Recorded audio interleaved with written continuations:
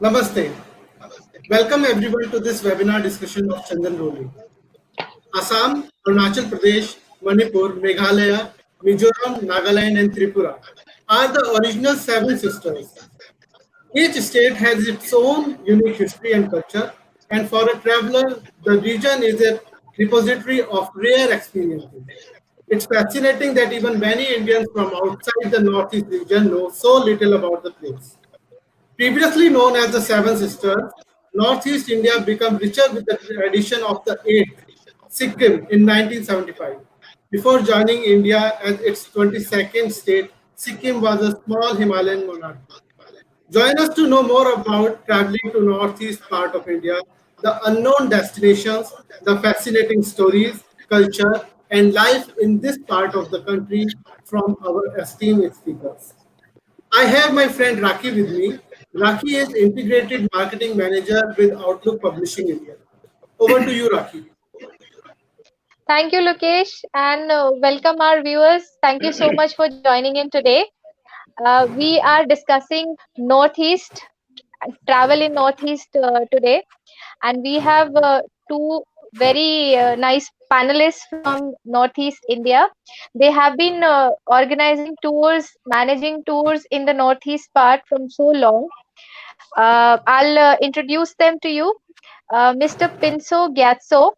He is a co-founder of Our Guest and a chairperson of, he's a general secretary of newly formed Homestay Association Sikkim, which is the apex umbrella body of all homestays in Sikkim. He's also an avid traveler, off-boarding enthusiast, and a passionate about environmental conservation.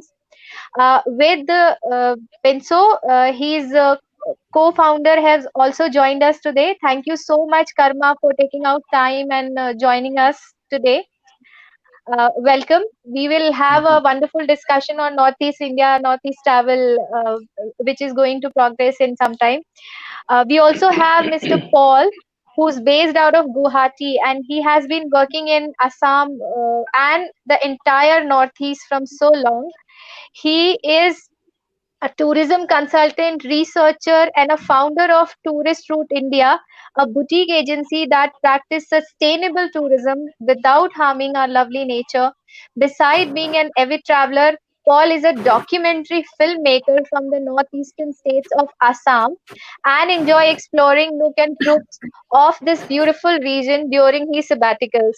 The Wanderlust continues and explore and experience the maiden experiences of several unconventional routes that eventually encouraged him to engage the storytelling of the same through the use of camera. Welcome, Paul. I'm sure we will have an amazing Thank you. discussion on Northeast travel today. Uh, we would like you both to tell us little about your experience, how what all initiatives and how you're working in the Northeast. So we'll start Inso and Karma. So just tell us about where are you based and what are you doing currently. Right. Well, good evening, everybody. I mean, whoever's joining us here on the webinar. It's thank you, Raki and Lokesh, for having us. Well, we are based currently out of Gangtok. That's the capital city of Sikkim. And of course, we've been curating experiences and trips in the Northeast, covering the states of Sikkim, Meghalaya, Nagaland, Assam. And well, basically, we are an organization that works almost exclusively entirely with homestays. And that has been something that we've been working on for the past 3 years. Personally, I've been involved in the industry for over 10 years in the travel industry as a tour organizer and a consultant myself. Karma, my colleague here, of course, many years in Bombay. Maybe I'll hand over to Karma. Maybe you can just introduce yourselves too. Yeah. Hi everyone here. My name is Karma, and I'm the co-founder along with Pincho for Our Guest Travels in Sikkim. So we started our operations in 2017. Okay, that time I was working in Bombay, and from there I came back home. So we went around Sikkim, and we were looking at different tourism sites, destinations in Sikkim. What we noticed was basically there were a lot of homestays that were established. I think somewhere between 2003 to 2010, there were some government schemes and and of other schemes that were there, because of which basically a lot of people in the villages were able to construct homestays in their own home. Okay. So because of that, there were, I think, more than 400 to 500 homestays constructed during that time, and a lot of these homestays actually were quite nice in terms of not only the linen, the bedroom, the toilets, also the cuisine, but in terms of their marketing, I think things were lacking there. Not too much was done in terms of promoting them. So that's why we felt that there was a gap in the industry that we could probably help, reach out and fulfill. So we started Argus Travels purely to promote these homestays, these rural destinations. So far, we've got some good traction. I think we have got a lot of customers who come and travel with us. Even our travel partners based in different cities reach out to us, and we try and be the one platform which helps travelers in the cities come here and experience the authentic culture of Sikkim and Northeast India. Thank you so much, Pinso and Karma. It's really good to have you here today. Paul, we wanted to know a little about yourself, how and what, and the mix of filmmaking, documentaries, and exploring ecotourism around. So just let our viewers know a little bit about yourself. Thank you, Raki. Thank you, Lokesh. And first of all, I would like to say namaskar to you all the participants, all the audience. As Namaskar. I Thank like you. to Thank say, you. I like to say namaskar because being a son of Northeast India in particular and a son of India in general, as namaskar is our culture. So not only in the post-COVID time, but in the pre-COVID time also, I like to say namaskar. I like to offer namaskar because this is our culture. This is our identity. If we lose our culture, if we will lose our identity. So say namaskar instead of handshake. Anyway, it's a nice meeting, Raki. Thank you. And myself, Paul. I'm a traveler. Actually, filmmaking is my passion. I'm based in Guwahati only in Northeast India. As you know, Northeast India is a bountiful place, and I'm working on sustainable tourism, basically in Arunachal, Nagaland, Assam, Meghalaya, in this part of India. And as I have told you that filmmaking is my passion, so through my lenses, I want to introduce my beautiful people, beautiful places, beautiful destinations, traditions and cultures to the global viewers.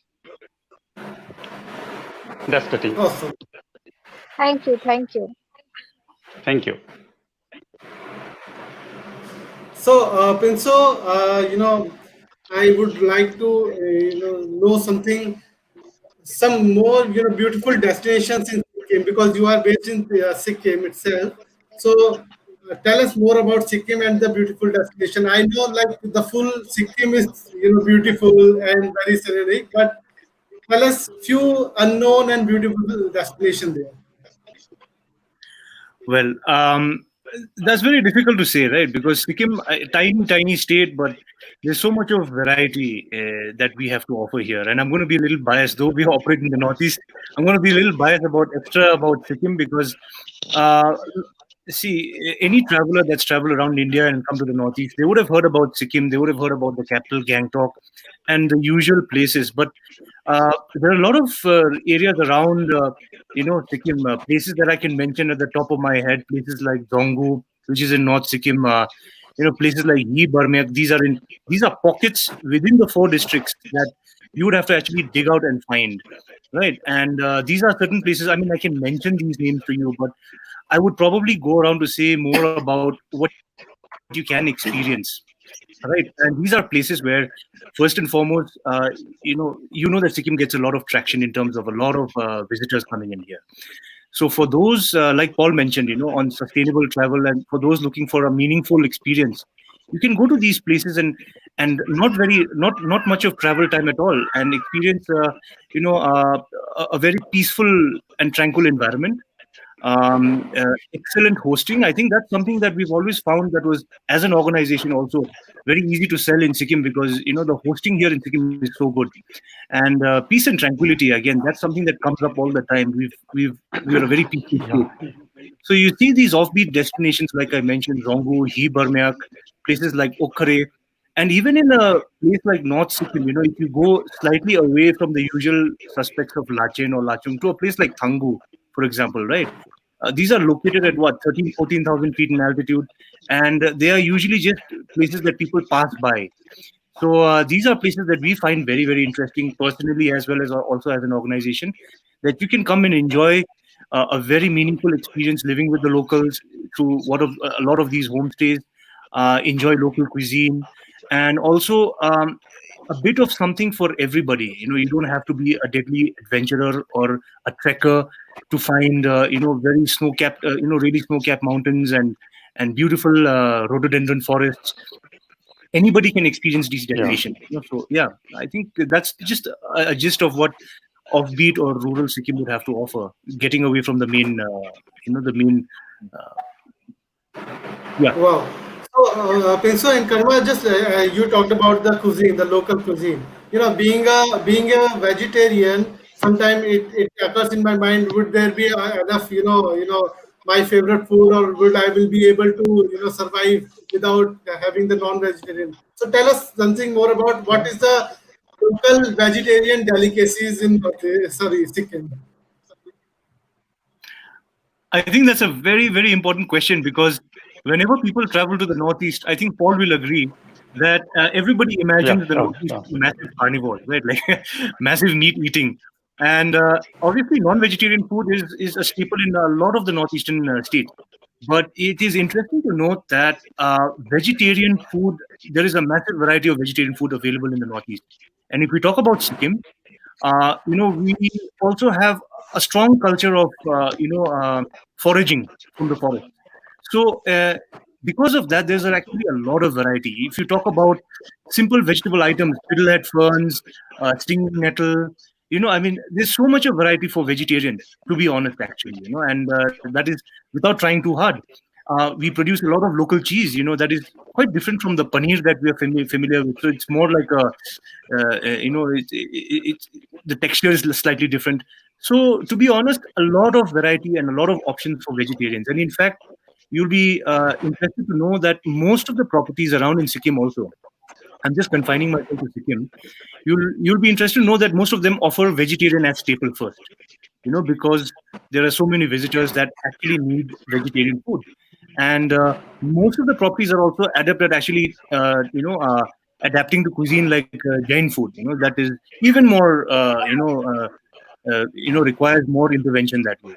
Right. Even Lachung, I think at 9,000 feet, right? Yeah. You'll find that most of the hotels there are actually pure vegetarian hotels. And there's one hotel from Jain group, actually, you'll find Jain food there. So I think a lot of the places in Sikkim, Wow. they have adapted to the needs of the customers, I think, the tourists that visit them. And there are vegetarian hotels that you can find in most locations in and around Sikkim. Very well. Very Yeah, nice. absolutely. Actually, it's not only about the Northeast when people, have that perception. I'm also pure vegetarian and I travel all across. In India, I've traveled almost all states, but I've never found any problem because I work in tourism, so my perception is different. But as a traveler, when I go, my perception will change, and I will look at something things very differently. What happens Different. in hilly area? People It, think that meat is the food, and sometimes people whenever they are taking an holiday, they think twice that okay, this particular section probably I'll have the problems of eating, so I should not travel far. So they look at the connectivity, whereas the little city life is there, so they try to go and plan yeah. holidays there. It happens. Paul, I Yes. Yes. also Yes. had one Yes. question. Quest.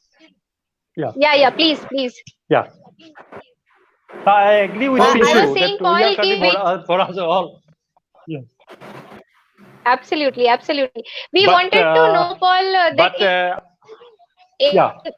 Yeah. Tell. yeah, we were saying that we wanted to know in Northeast which all locations you have traveled. You cover all Northeast for your documentaries and for other things, for travel organized also. So just Yeah. let us know which all part of Northeast that you have visited. I have visited almost Arunachal. Arunachal, as you know, is a very beautiful place, and in different valley. Arunachal has Yes, different valleys actually. Say Western Arunachal, that is Kabeng Valley, Tawang side, and in the central Arunachal there are Lohit Valley, that are not Lohit Valley, that is Kabeng Valley. Sorry, that is Suansiri Valley and Siang Valley, and in the easternmost Arunachal there are Lohit Valley. So every valley has typical characteristics. Every people has different culture, different tradition. So it's a unique place. Actually, Northeast India is, first of all, it is a magical. Second thing, it is mystical, and third thing is mysterious. If anyone come to Northeast, they will find all the thing here: mystical, magical, and mysterious. Yeah.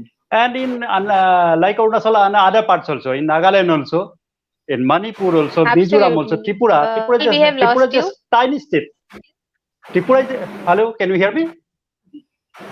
Can you hear me? Yes, yes, we can hear you. Yeah.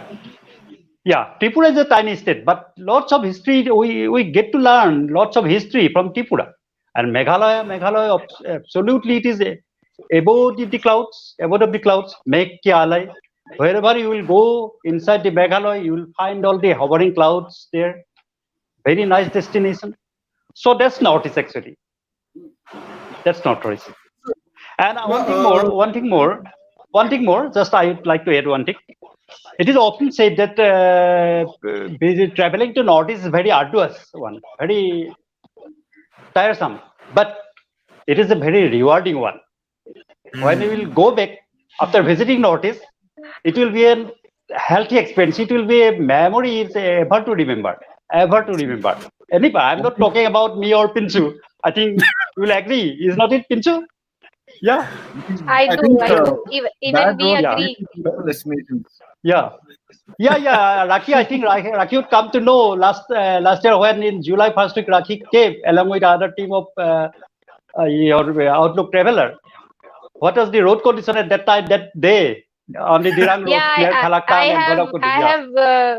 I have been into all the adventures of Northeast. Yeah. I also went there, but I could not cross because the road already been blocked. So I have to come back.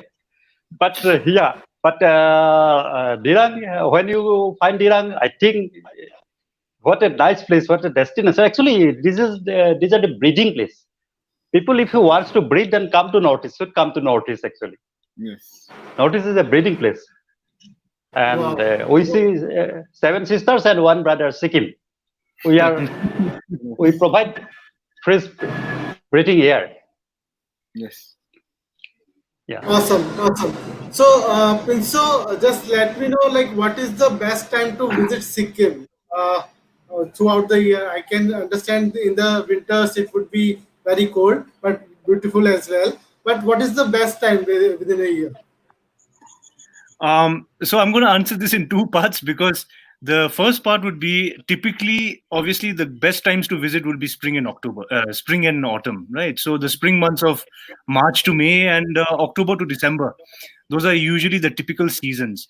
But again, when you ask us, then we tend to be a little bit more, a little offbeat, and then we say maybe come just before it starts getting too busy. So March is still great because you have the place to yourself, and you have a lot of snow around still, and also the flowers start blooming then, right? And there's not too many tourists Yeah. around.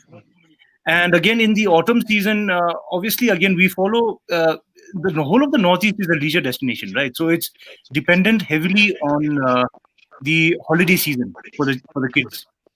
So again, autumn May we have a lot of people visiting in October, but we say that November again is usually the magical time. You have the golden sunsets, Yeah. and then you have like excellent weather outside. It's not cold, but it's not warm either. It's just perfect there. Yeah.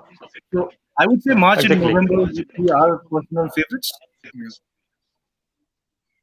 Yeah. Great, Exactly. great.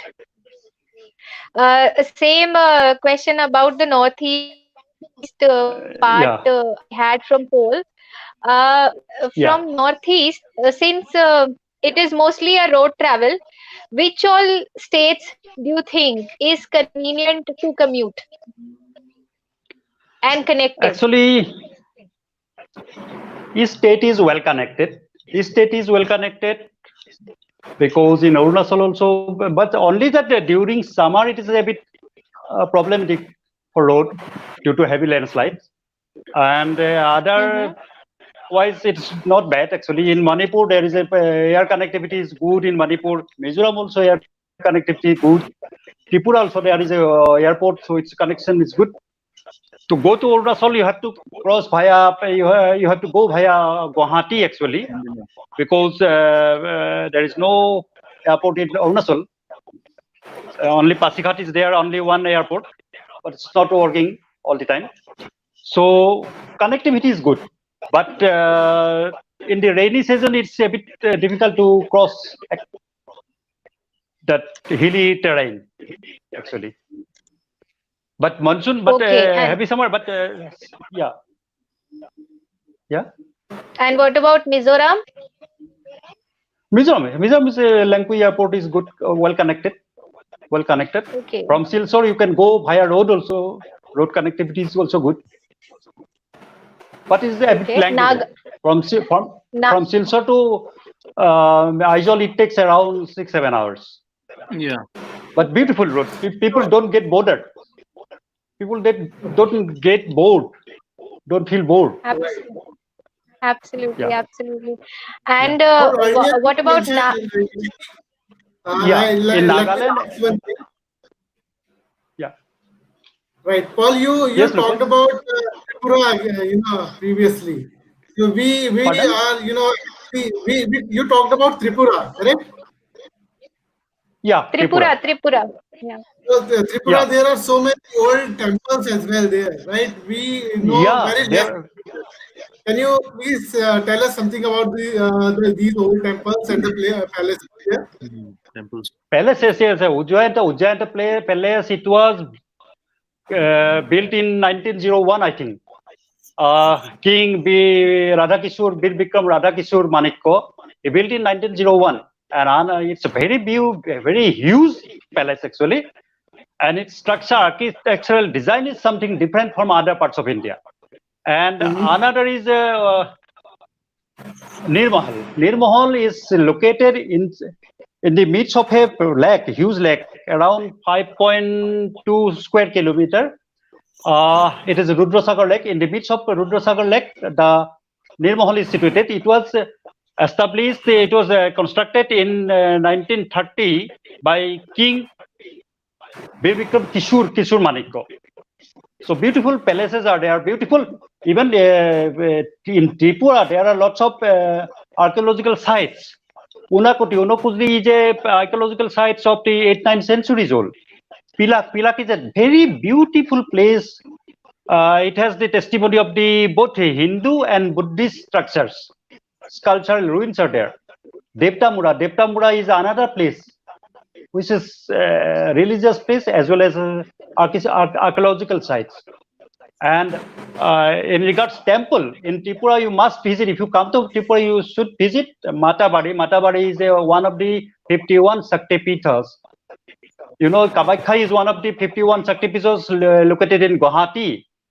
And in Northeast, there is another Shakti Pitha in the list of the 51 Shakti Pithas. This is Matabari temple. Very old temple. Very sacred temple of the Hindu, according to Hindu mythology. And Bhubaneswari temple, just near to the Matabari Bhubaneswari temple, is also a very old temple. Very nice temple. Wow. We unfortunately, I would like to Rabindranath Tagore wrote his Visarjan sitting in a temple in Tripura. Wow. So, very nice place. I would like to share some video which you have shared with us. Just let me share my screen. Yeah. Okay.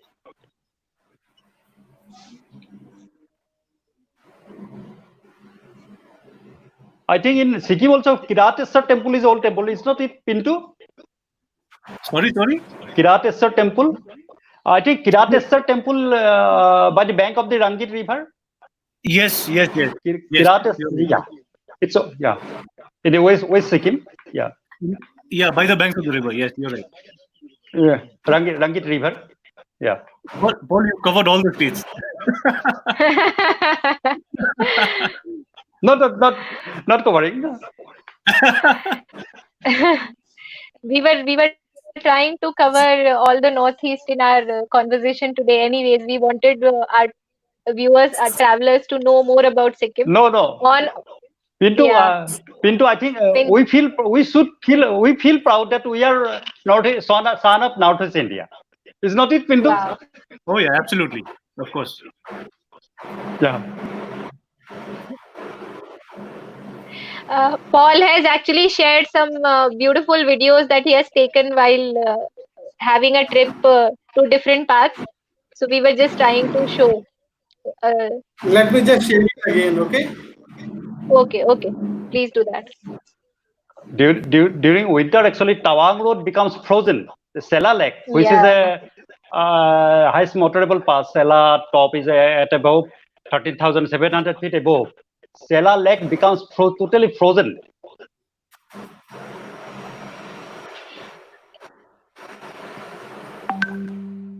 Even Namsai also has that, no? Embarking on a journey Yeah, to India Namsai. with 7 sisters and 1 brother, the Northeast is a tumultuous but a rewarding one.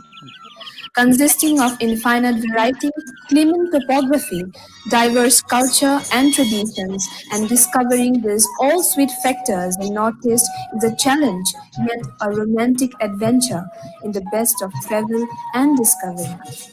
The area is located between 22.1 degree and 29.31 degree north latitude and 89.47 degree and 98.55 degree east longitude, covering an area of 2.62 lakh square kilometer and crossing 8% of the total area of India.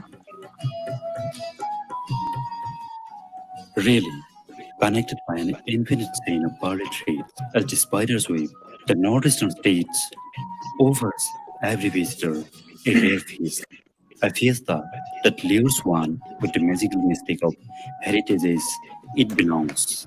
And in Stay with Time, our heritage is a show food of colorful people, great pardon traditions, and cultural strengths of the Blue Hills and the Red River that are a combination of ecstasy and mystic for global viewers.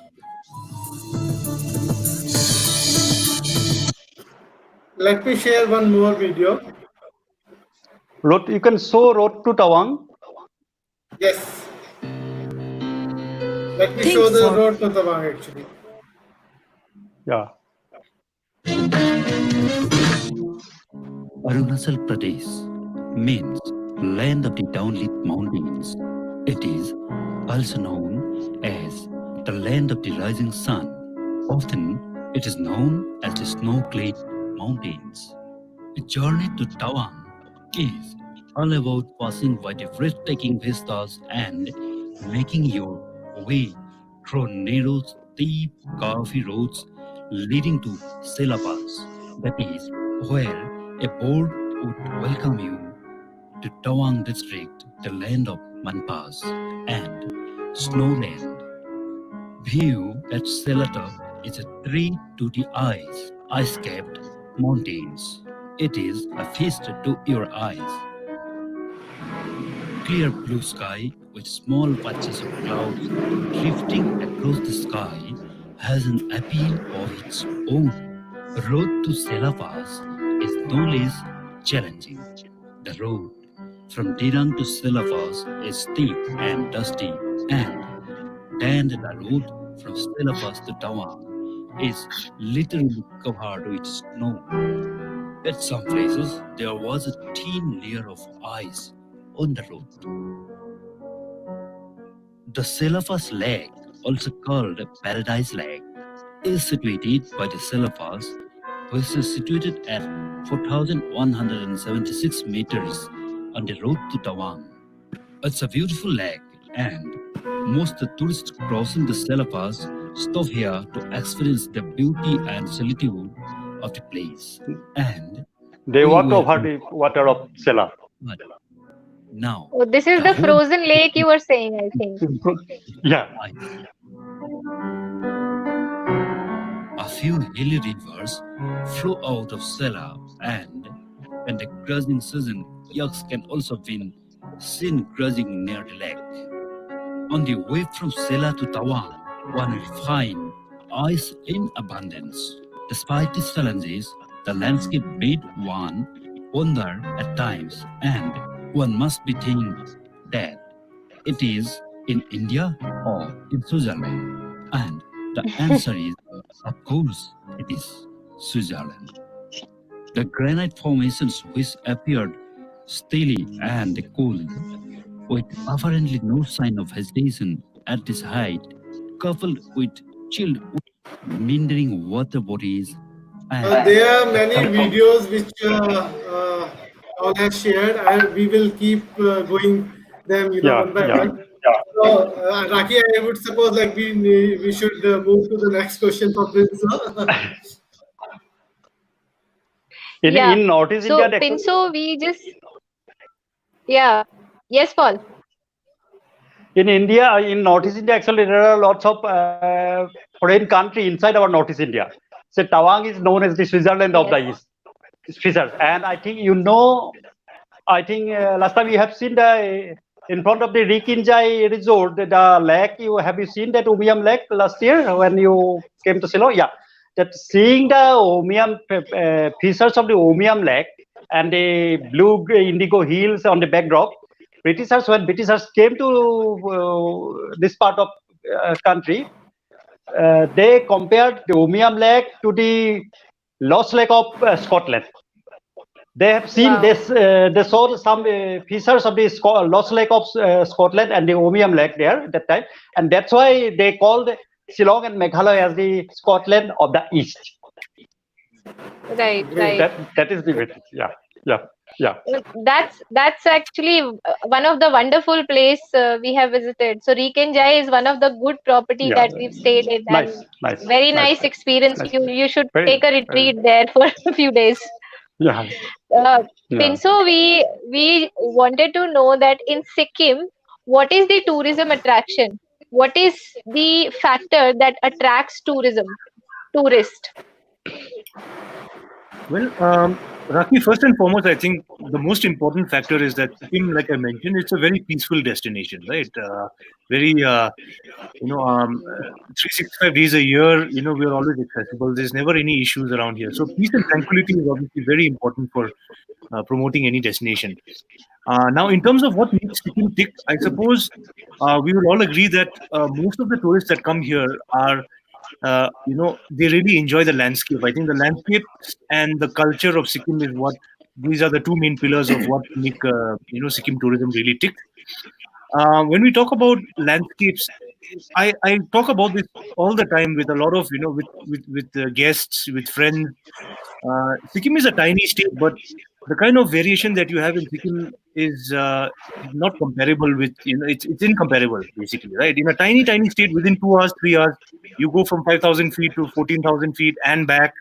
That kind of variation is not found in too many places on earth, literally. So it's the landscapes for sure that attract a lot of people here, from the snow lines to the the beautiful wildflowers of the north, to a lot of trekking destinations. So the landscapes will always be like an integral part of what makes Sikkim tourism really tick. And of course, the culture obviously is intrinsic to all of this. This entire experience. Yeah, people are very hospitable here. So it doesn't matter if you're staying in a very fancy hotel or a resort, or if you're staying in a very simple homestay. You will be rest assured that you'll get the best of hospitality here, and people are very hospitable. So I think those are the main things that make Sikkim really tick, right?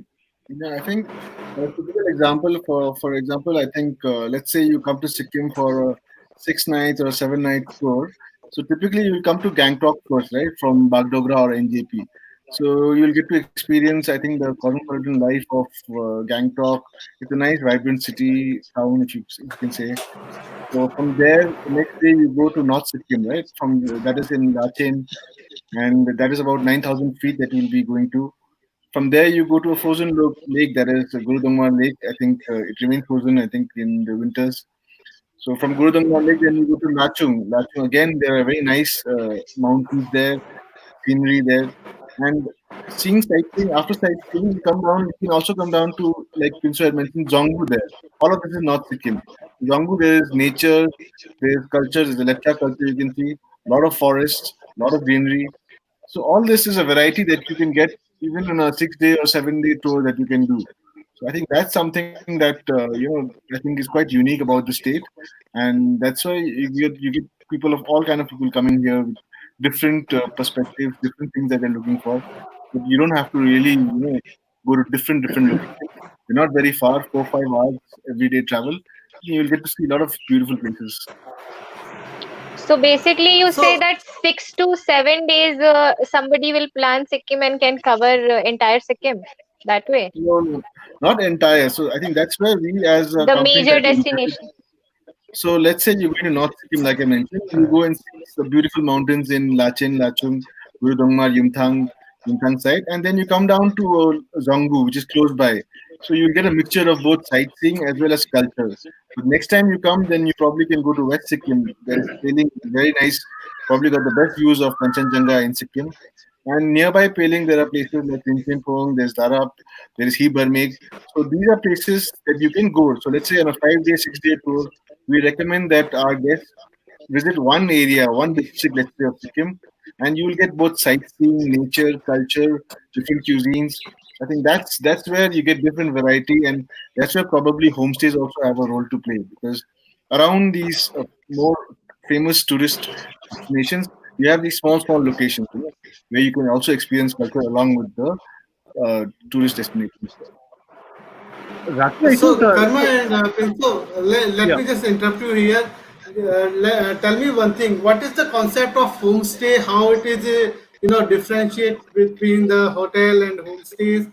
And if I plan for a longer run to stay in Sikkim and cover the entire state, would that be a good option to choose a homestay rather than going to hotel and empty my pockets?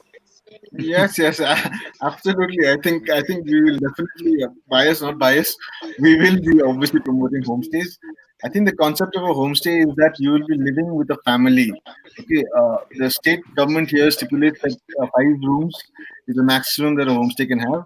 Some of them have a little more than 5, but the idea is that you will be living with a family. You will be experiencing how exactly a local lives. The vegetables that they procure will most probably be their own backyard, from their own backyard garden, or they could go to the local vegetable. But you will actually get to experience how life in day of a typical Sikkimese person goes by. So if you have a longer duration, definitely I think you should stay in the homestays. You'll probably get more friendly with the host. He will show you around more, I think, like than a normal regular 1 or 2 nights tourist that comes there. And if you go to different places in Sikkim, I'm guessing you might even learn different languages apart from eating different food. And you might just experience things that I think you would never otherwise experience when you're staying in a hotel. Lokesh, I Wow. mean, the thing is, like, you know what we've noticed is that as human beings, the human connection has always been the most important. Eventually, it's like when we travel to a place, we see a lot of beautiful sights, we see a lot of beautiful landscapes, and we are awestruck and we're like, wow. But then the things that we take away usually are, if you've connected with somebody, and let's assume you stayed in a homestay and you became really friendly with the lady of the house, or the gentleman who took you on this walk and told you a little story. It's those human connections that you tend to take back and you remember. And generally we've noticed that when you travel around and you stay in a homestay, you go back not just with memories, but you generally end up making friends with locals, and then you go back, and those things stay with you for a lifetime. That's genuinely there. Absolutely, absolutely. No, just it actually made me ask one more question. So when you stay in a homestay, you get the benefit of living in a home, in your home, away from home also, right? So do you also help a Yeah. person who is visiting, to maintain or plan their travel and all these things? uh, I didn't get your question exactly. Do you have if you could repeat that part again? So what I'm asking is, living in a home stay, away from home, but still in a home, you know, do you get the benefits of visiting the places which are normally not known to the people through the help Oh, of the person, of the home lady or home man and all these things? oh yes, yes, absolutely. I mean, so many examples, right? For example, like when you, if you're looking at monasteries, I mean, Sikkim is very well known for monasteries. Like Paul will say, Arunachal is known for monasteries. We say the same here, right? But but what happens when you do a typical monastery visit? You will visit all the really well-known monasteries, and from personal experience, we can always say that it's the tiny, hardly known little local village monastery that has a lot of charm. Not to take away anything from the big ones, and the little story that goes behind it. Maybe somebody was involved in the reconstruction of that particular monastery, and the community was involved in it. Moving stories, those kind of things, right? You will not get that experience staying in a hotel or staying in a in a fancy property, because you're living with the local. He will definitely show you places, hidden waterfalls.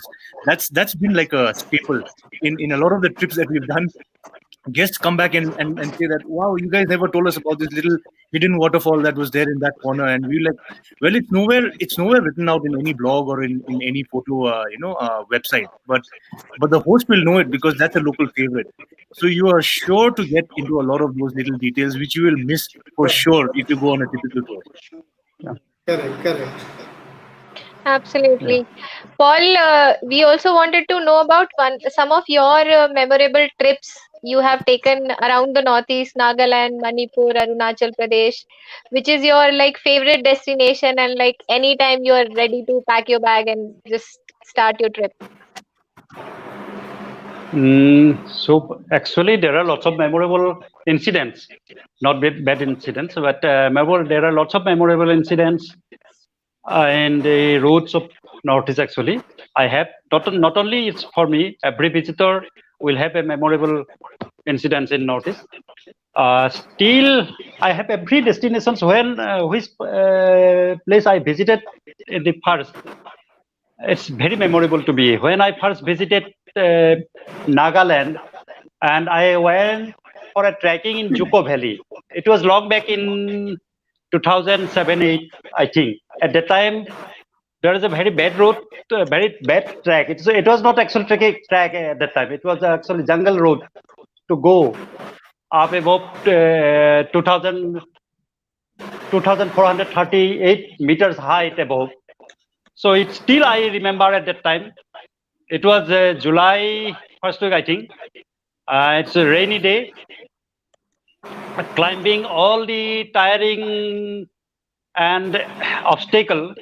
When we reached at the top of the Juku Valley, it's a plain, and we were so mesmerized. We were so thrilled. I can't actually describe this thing actually. Just there is a video actually of Ukulele, which you can show you to the viewers. Sure, It was sure. recently I taken, yeah, but that thing I can't imagine. It's an ethereal landscape actually that time. Still I remember that Definitely. thing, but it was now it's very easy road. The track is very nice today to go there. There is a rest house also above the Juku Valley. But when I first went in 2007, eight, I think, then there was no track actually. It was jungle route. But seeing that Juku lily, we were so mesmerized. This is the mysterious thing of Northeast. Let me just share And my screen another and thing I still show it to remember. everybody. So, Paul, Yeah, let me yeah, interrupt you yeah, in between. I'll just yeah, want to show it yeah, because I am also excited to show yeah. it. Sure. This is only found in the Juku Valley. In this part, on the other part of Manipur also you'll find that Juku lily. Seroi lily, that's in Manipur itself.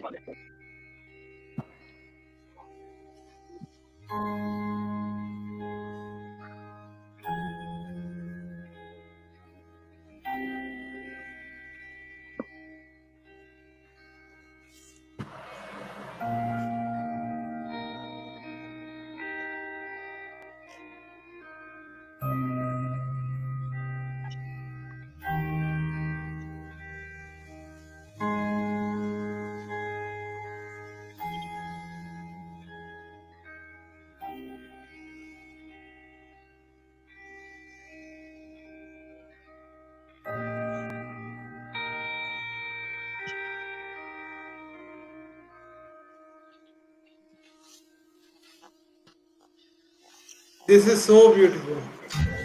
So beautiful. Yeah. Actually, ethereal. You put a nice music also going with this scene. Yeah, yeah. It was taken recently last year's video, but very. If I'm not, And the if Manipur I'm is, not, yeah, if I'm not yeah, wrong, in Meghalaya they celebrate a festival also on flowers, no? yeah. Cherry Blossom Festival. Yes. Cherry Blossom Festival Cherry bloom in the festival. month of Okay. November. Yeah. So in the month of November. Okay. And in Mizoram also they celebrated Anthurium festival. Anthurium flowers bloom in the winter. Okay. Nice. But Jukulili is really, it's an ethereal landscape. Any flower festival we celebrate in Sikkim, Pinso? Yes, we've had a series of a number of years where we did promote very heavily rhododendron festivals. So Wow. because Yeah, we have close to about 40 varieties of rhododendron, close to that. I mean, so and these are all located above 9,000 feet generally, right? And we have all varieties: stunted rhododendron, the tree types, the shrub, and so we've had that. It slowed down in the past couple of years because it was a government initiative on promoting it. But that and the cherry blossom is something that, yes, that has been happening, but it's not on a very large scale like promoting it to the rest of the country. But yes, we do have them. Wow. Wow. Very nice. So, in Paul, just I would like to add one thing. Yeah. yes, Yeah, yes. like in regards my memorable experience, I'd like to add. I must remember this thing. When I visited Esme and I have entered estimated 18 caves of Meghalaya. In Meghalaya, there are lots of limestone caves, Yeah. under Yeah. earth caves, which were created millions of years ago, actually, when earth was created. So once I had an opportunity to, I have been there 2 times actually, but in 2010, I entered as many as 18 caves. And some over there, I have been entered up to 1.5 kilometer, 2 kilometer also, using mine caps, etc. on the headlights, using headlights of the mine cap. And inside of the darkness, actually, this is awesome. Even I think it's, I'm not comparing this, but it's another world of darkness actually. So, isn't those caves are near forest, or as in any Yeah, wild animal they can are, be inside that cave? no. When When I went inside, I afraid of that. Even I took one dove also with because me for my safety. And we have keepers and local guides also. We were with us actually. And by God's grace, by God's my deity's blessings, we didn't find anything. But seriously, memory still. I don't have that video right now actually, but yeah, in 18 caves I have entered to 18 caves. So many beautiful. You can't imagine what is like that Da Vinci or that's etc. Paintings more than this also. So beautiful inside and stalagmites which formations were limestone formations. So beautiful actually. But some says that sometimes they find some animals or that is reptiles, etc. actually, but we didn't find anything. But when we come up to the art actually, then we laugh at actually. That's all we have seen again the art actually. But it's adventurous, quite adventurous, but it's ever memorable. It's awesome. Meghalaya, and people should visit. Adventurous people, adventurous tourists should visit the caves of Meghalaya. Actually, in other parts, cave there are other tourism parts is, also in Meghalaya. Very yes, good. caves they promote also. Meghalaya as a tourism, they Meghalaya. promote caves. Yes. Yeah. It should be. It is very fantastic one. Yeah. Over to you. Pinso, I have a question from one of my friend. I would like to know more about the stay you are running in the Northeast, and are you prepared for the life after COVID? Hi, Imani. Yes, thank you for the question. I think we have been interacting with a lot of homestays. We have like I think Peter mentioned earlier, we have a homestay association of Sikkim here. So we are in touch with them and the government. I think one of the priorities we have is to ensure that whenever travel opens in future, we are best prepared with all the SOPs and all the guidelines to make sure that hygiene and sanitization is the number one priority. I think the government is also going to help us. We have some capacity building exercises we'll be doing. We'll be going around homestays, providing them with the necessary sanitizers, masks, and apart from that, I think we've also done a survey with the customers. One of the things that they had mentioned, along with of course the sanitization and the masks that are supposed to be there, they have also mentioned that most homestays they don't have a medical a facility to whenever some emergency happens. So that also we're going to work and ensure that all the homestays have at least a medical helpline, including the ambulance number that they can keep and call whenever there's an emergency in future. But apart from that, I think most of the things we will be having a guideline. The state government is also going to come out with a guideline, and we'll try our best to do whatever is possible to make sure that when guests come here, they'll have a safe and I think secure stay. Apart from that, I think from the homestay point of view, also currently many are skeptical, right? Because here the number of cases are quite less in Sikkim, so they are also quite skeptical and scared about in accepting guests from outside right now. But let's see in future, probably when the when airports, if they can check the condition of the, I think, traveler there that time and get a certificate or something of that sort. I think that will make it easier, and we're hoping these kind of innovations come about, and then we can probably open up the state. And I think what's really important to put here also is that these homestays, maximum 5 rooms, right? In general, is what we're talking about. So the entire concept of travel after post-COVID is actually very well geared towards the kind of travel that homestays encourage, right? Which is not taking multiple bookings. I mean, in all probability, that's the other thing that we're trying to work on is that homestay will also host, groups at a time and not multiple people like a hotel, right? So that also ensures that you and your family or your loved ones are safe when you travel because you're not mixing around with too many people. Secondly, a lot of these locations are not necessarily in very congested places, most of them, right? So, besides the SOPs and the guidelines that are put forward and will be followed for sure, it's also the entire concept of the isolation travel that homestays encourage. So, I think it's very well suited for post-COVID. That's what we strongly believe. Hope that answers your question. Yes, yes. Yes, yes, definitely. So, Pinso and Paul, there is a question from both of And you, like all three of you actually. So, if you can explore, tell us something about the sustainable tourism in Northeast, and how do you promote that as well?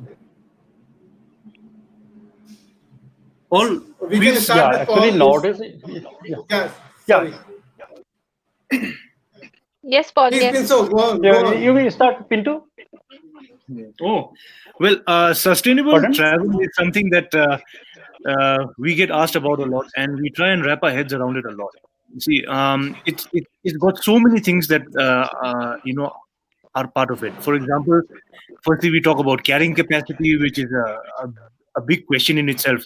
What is sustainable travel? Because if you look at the Sikkim context, we have a lot of visitors. Our visitor footfall data shows, upwards of 14 lakh visitors per annum, where the population of Sikkim itself is half of that, right? And we're assuming that it's probably more than that. So, sustainable travel. How do we look at it? Well, firstly, the line of work that we are in already working on rural stays, homestays, is that firstly we try and see if governments can work at it and private institutions like us can work at trying to spread tourism out to a larger footprint area, right? So instead of congesting travelers into, let's say, if you talk Sikkim centric, then we try and get them out from Gangtok. Everybody don't congest in a place like Gangtok or in a very heavy area like Lachung or in Lachen. So we try and see if travelers can be spread out over a larger geographical area so that any particular location does not get stressed too much in terms of infrastructure, right? So whether it's drinking water, sanitation, sustainable travel also means obviously very closely linked to ecotourism in the sense that it's also preservation of your local culture and heritage, right? Which is really important.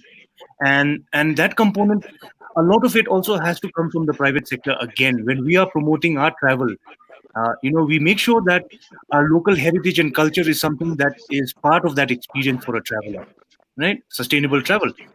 And also, at the end of the day, it's also how much do we take in? And this is a question that will be there for, for a long, long time. Because unlike, let's say, Bhutan is a classic example that people talk about all the time, where at some point of time they used to cap off the number of visitors entering their country. Can such a thing be put into place? Probably not in India, but we can have certain measures, right? Like maybe we can firstly, like I said, we can spread out the travelers visiting a larger area. We could put premium on very ecologically sensitive areas so that it deters mass tourism in these areas, right? So it's a very large scope of discussion. I think it's very, very important that we have to look at it in a holistic manner. I mean, Karma, you want to add anything to that? I think that's why I believe homestays play a crucial role, right? Like there are only so many hotels that are there. For example, if there are, let's say, 1,000 hotels in Sikkim today, tomorrow if the tourism doubles, there can't be 2,000 hotels. It's a very sensitive area here, and especially big, larger constructions are not sustainable at all. So when the tourism increases, I think the footprint increases. I think that's where homestays have a role to play. That they can cater to the additional guests. I think probably there are a lot of people also now going towards this alternate tourism, ecotourism, right? Offbeat tourism instead of commercial tourism. So I think that there's a lot of scope for home or role for homestays to play there and actually make sure that the ecosystem remains balanced. Correct. Absolutely. Uh, you like to add something, Paul, in this ecotourism in Northeast? Of course, of course. Yeah, Raki. Actually, people would come for holidaying. They will enjoy. They will enrich with good memories here. But in return, what we will get? That's the thing. That's why we are promoting sustainable tourism, because from sustainable tourism, it is socially beneficial, it is economically feasible, and environmentally responsible.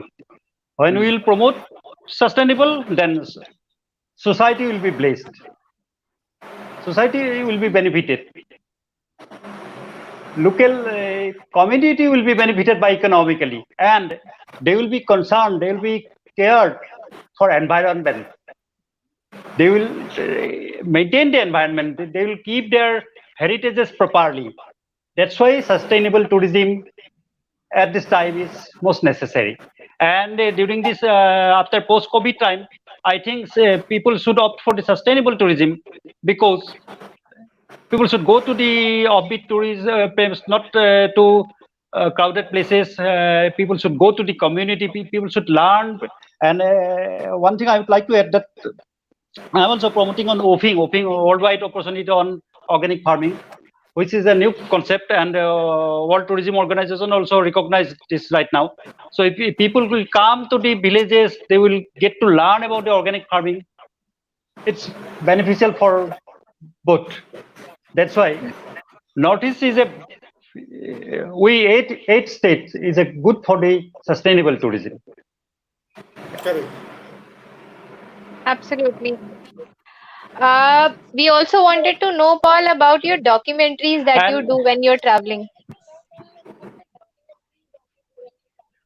yeah, another thing I would like to add, that Sure. apart from the sustainable tourism of cultural tourism, people should come to Northeast for wildlife also.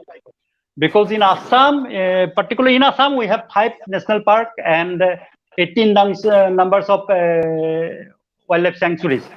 In Arunachal also there are 2 national parks and several wildlife sanctuaries, like Namdapha. Namdapha is a good eco destination. Meha Wildlife Sanctuary, and that is Eagle Nest, is good for the birding. People should come there. In Assam, Kaziranga. Kaziranga is known for the only one horned rhino. You will not find anywhere except Assam.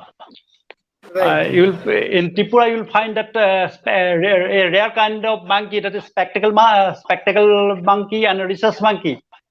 So people should come red panda. You'll find red panda in Namdapha. In Manas National Park of Assam, you'll find that black panther also. So people should come to Northeast to see the wildlife also, to know, to get to learn about the wildlife species No, of we did, 3 weeks this part earlier, of. we did the webinar on the wildlife and birding in Arunachal Pradesh. So we had our guest Kamal Yeah, Gandhi in that webinar, and we did a Kamal. very Yeah, good webinar on birding and everything. yeah, So I would also like yeah, to share and the video which you have sent to us yeah, on the wildlife, if you yeah, allow me. yeah, yeah. Okay, sure, you can. Yeah, you can. Wildlife conservation, again, we discussed on the Environment Day, because that's also a very important topic that people should know while traveling. Very important, very important. Absolutely. In Kaziranga, Kaziranga is known for big five. Kaziranga is known for big five. Elephant, wild Asiatic elephant, wild Asiatic buffalo, rhino, swamp deer. Only 468 swamp deer is survived till now in Kaziranga. Oh, Look at this. wow.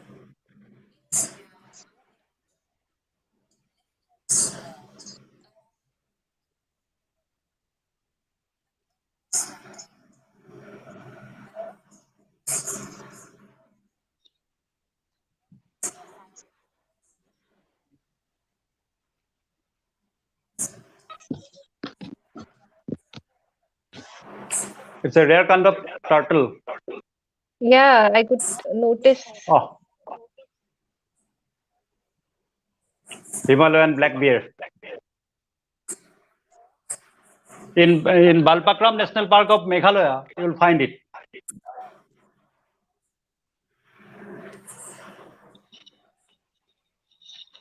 Pygmy hawk. It's very endangered one. Oh, Kingfisher. Asiatic buffalo.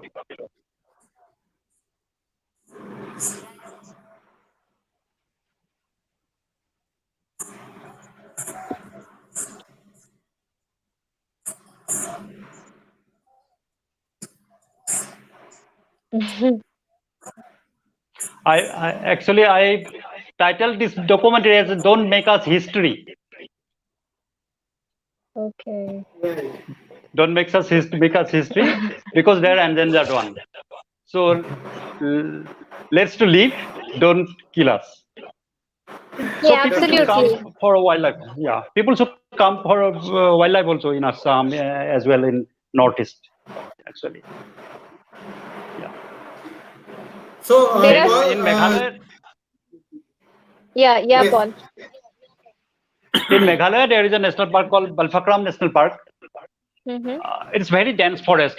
You'll find Himalayan black deer there, and Wow. it's a elephant. It's known for elephant. And as Pintu just a while ago told that peace and tranquility, you'll find yeah. I find peace and tranquility, especially everywhere you will in Northeast find. But once I told one of my guests told me that peace and tranquility is here in Balpakam. It's true, Pintu. It's true. So I would like to ask one more thing, Paul. Tell us something more about Nagaland as well. This is the one state we hear very Yeah, least. The very most less. Yeah, least in the media as yeah, well and everybody. So yeah. whenever we travel in the Northeast, nobody talks about the Nagaland, but there is so Nagaland. much to Yeah, see in the Nagaland as well, right? so much. So Yeah. can you tell something about the Hornbill Festival of Nagaland as well? Yeah. Right. Thank you, Lucas. Nagaland is a very nice state. People often fear to come Nagaland. Often when I send itinerary to other agents, or they ask me, is it safe to go to Nagaland? Naga people are very warm and hospitable. Very warm-hearted. They are very warm-hearted. Even they would not let you go without having food at their house. If you go there, if you come back without having tea or any food, any fruits, they would dislike it. So Nagaland is easily accessible from. We can go to Nagaland ex Guwahati. From Guwahati also we can go. But in Dimapur also there is a airport, and there's a railway station also in Dimapur. So ex Dimapur also we can go. So Dimapur itself is a very nice place. It's Dimapur, actually, whole Northeast was one state earlier. Throughout Northeast was, I'm not talking about Sikkim, but this part, Nagaland, Meghalaya, etc., one state. So Dimapur was the old capital of the Kachari kingdom. Kachari kingdom ruled over this place in 10th-12th century. So Dimapur in 12th century, Dimapur was the capital. Still, the ruined palaces, ruined structures of the palaces still there in Dimapur. So Dimapur is a nice place. Then if you go to Kohima, Kohima itself is a beauty. In Kohima, you can go for the, Kohima is also, you must visit the war cemetery of the Second World War fame. Then Khanama is a nice place, where in Khanama is known for the green village. They produces as many as 40 varieties of rice there. Khanama is a strategically important place, was important place during the Britishers' time also. Then there is a cathedral which was built in memory of the Japanese soldiers who gave their lives during the Second World War. Tufema is a very eco-destination place just near to Kohima. In Tufema there is a village eco resort. If you stay there, you will find something other world there. Then Mukoksang is another place. It's around 5-6 hour journey from Kohima. In Mukoksang there is a outright dominated place. It's very beautiful. Then another important place in terms of tourism is Langwa in the Mon district of Nagaland. It falls in the Indo-Burma border. In Mon, there is a place called Langwa. Once I still remember, this is also one of my memorable story. When I first went to Langwa 10 years back, then Langwa was ruled by the king actually. There is a king. A king is known as Ang, A-N-G, Ang. So at that time, the old king was there. He just asked me that just stand here. He took me to one place in front of the main door, in front of the main door of his palace. He asked me that just stand here. I stand here. Then he laughed me that your one leg is in Burma and one leg is in India. I asked that how? Says my house. Half of my house falls in India and half of my house falls in Burma. Yeah, demarcation line. Yeah, this is because he ruled in the both area actually. So Longwa is a very nice place. And another thing I would like to say that Kanyak tribes lives there actually. Mon and Langwa is inhabited by the Kanyak tribes. Kanyak tribes were known as the head hunters till late 60s. They used to hunting the heads actually, chop the heads of enemies due to several other reasons.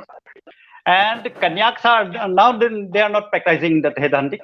And Kanyaks are known for the tattoos. They are using tattoos on their heads and cheeks, etc. Using some herbs and thorns of the wild plants. So this is most beautiful place. And Nagaland is known for the Hornbill Festival. Hornbill Festival means Hornbill here in town. It is not used as birds actually. Hornbill is a term, and Hornbill Festival is a festival of festivals. It is a conglomeration of all festivals. In Nagaland, there are as many as 17 major tribes and more than 33 there are sub-tribes actually. All the tribes comes here in the 1st of December because 1st of December is the statehood day of Nagaland. So they celebrate the statehood day up to 10 days and they celebrate the Hornbill Festival each and every year. So all the people comes there, and during the Hornbill Festival, you would not find place to stay there. Lots of foreigners comes there. Only you not instead of local people, you find all foreigners there to see the Hornbill festivals. It's a very beautiful place. And Juku Valley, you have showed my video. Juku Valley is a nice place for trekking in Nagaland. Saramati trekking is a good because it is as many as 3,800 meter above in the Tuensang district. And Juku Valley is only 2,438. Nice place. But Hornbill Festival is known for the festival of festivals, and people should visit because Nagaland is known for the vibrant should be colors. Correct.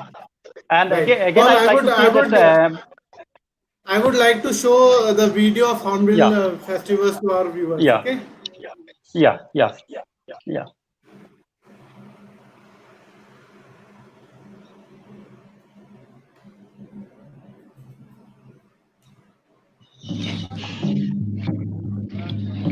This is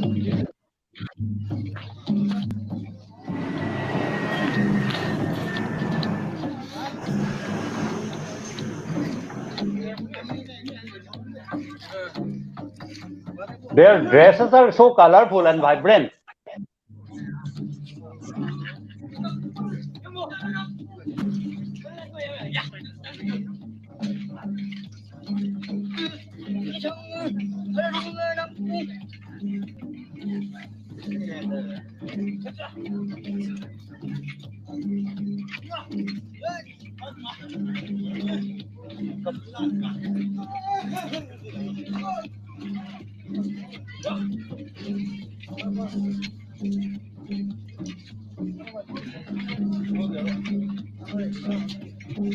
So they are wearing the hornbill feather on their head.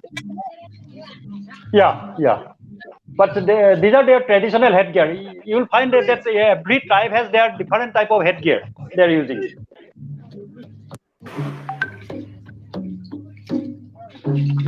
Their color of the dresses are so vibrant. Yes, yes.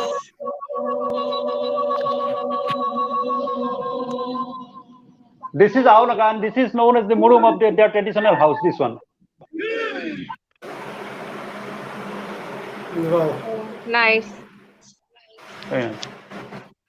People should come to Nagaland. Actually, Nagaland is a very beautiful place. Very beautiful, very warm and cool.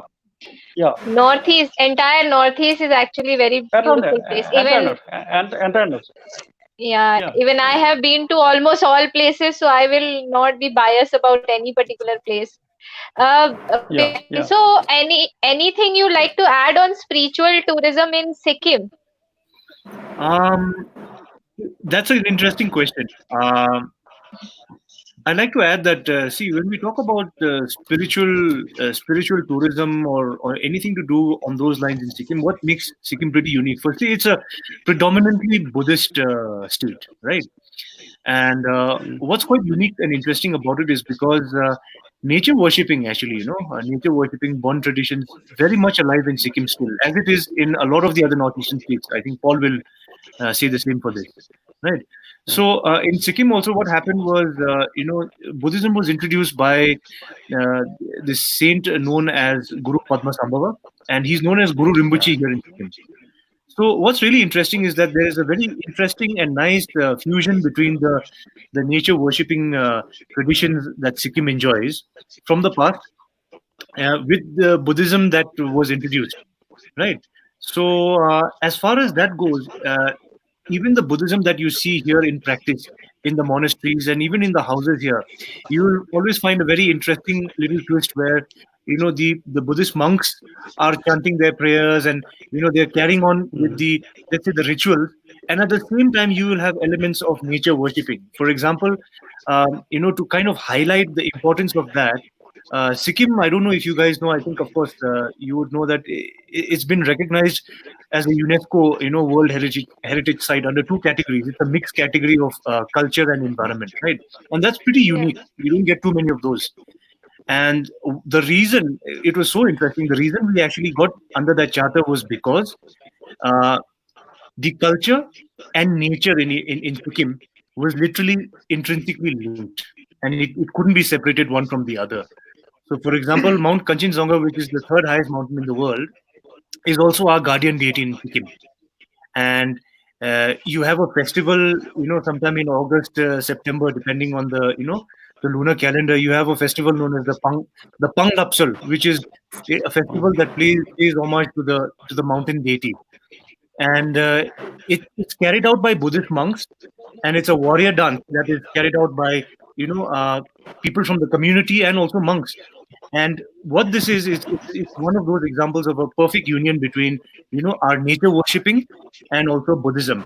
So you will get to experience this, as a visitor. You get to see all of this very interestingly when you travel across Sikkim, of our old nature worshipping ways and how important that is to everyday life for the Sikkimese, and how the environment and the protection of the environment itself also is very, very closely linked to our culture and our beliefs. I don't know if that links up with what you're asking me, but I felt that would be No, interesting for absolutely. any visitor coming here.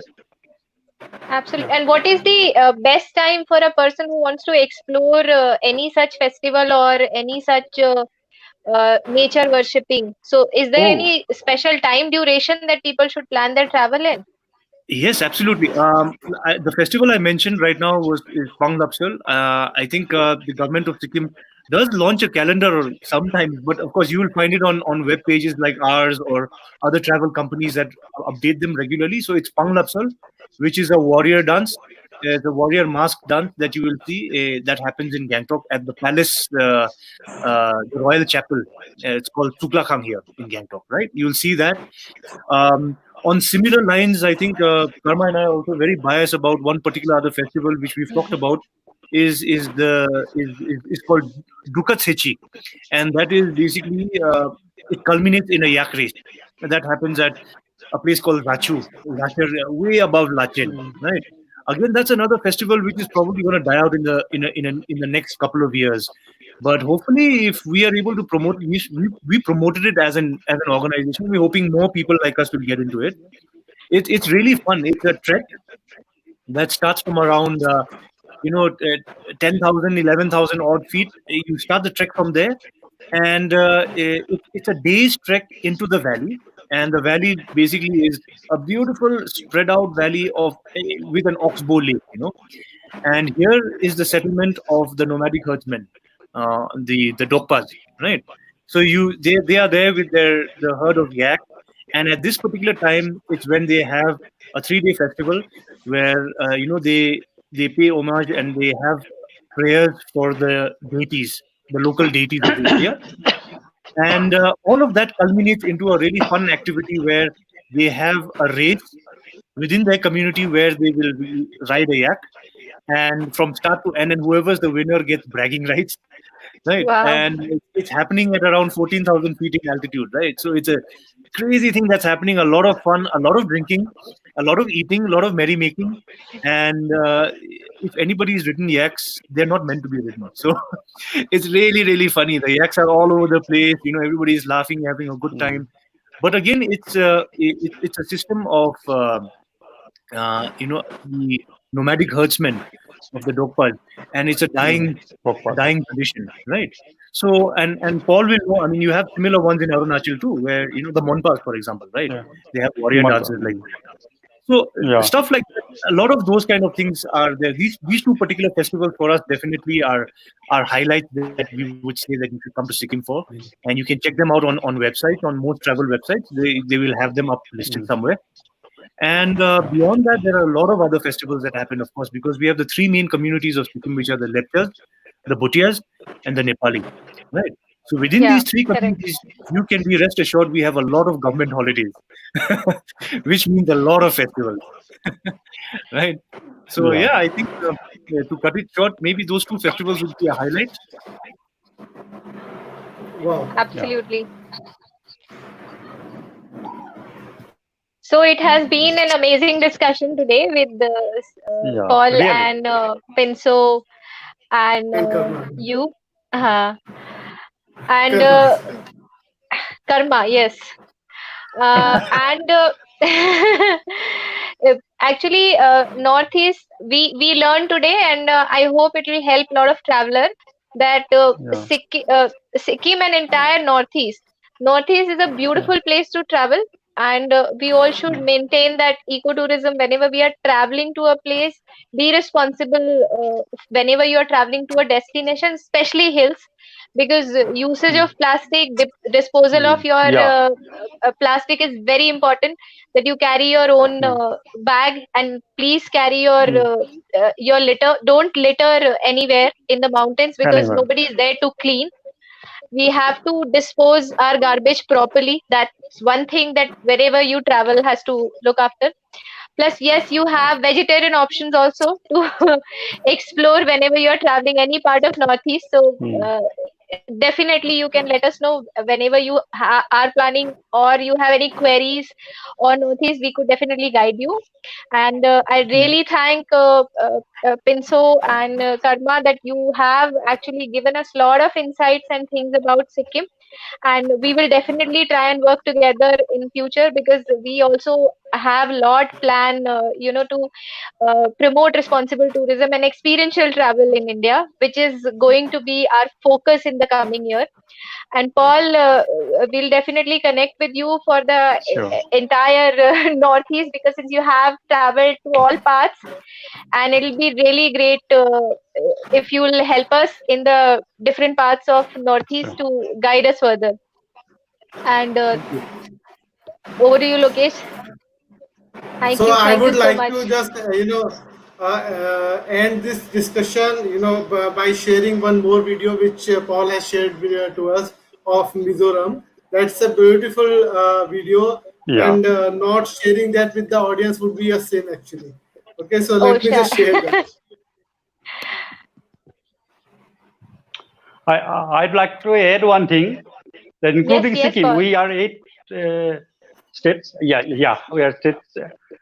Come to notice, being a storyteller, because here are lots of stories to tell to others. And every Is not visit it, to Pinto? Northeast. Yes, no, it is absolutely. And every Yeah, visit to Northeast, I think, is a yeah. story in itself. So this Pinso will also agree. Is a Whenever you yeah, travel, story in you itself. come with a bag Yeah, of memories. Absolutely. Very true. yeah. You will be a storyteller.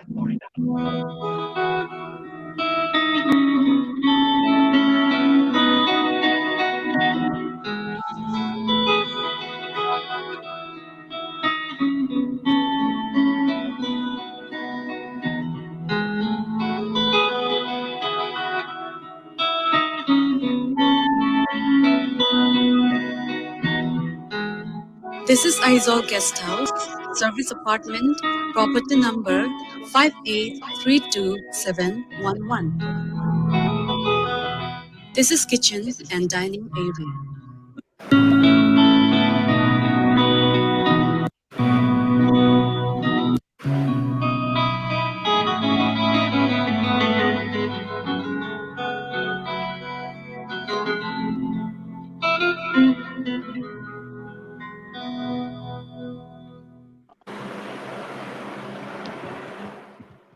Awesome. So I would like to thank to our viewers, Yeah, uh, our speakers Paul, Karma, and Pinso to be with us today and give valuable tips. And we would like to, we I would also hope to resume the travel and tourism in all part of India, especially in Northeast. And definitely there are yeah, so many places which are not seen and explored, especially in Northeast, and I yeah. hope very soon we meet and explore them with you. Thank you very much, guys. Thank Thank you. you. Thank you so much Namaskar. for Thank you, joining in Lokesh. today. Thank you. Thank you, guys. Yeah, Thank you very much. thank you.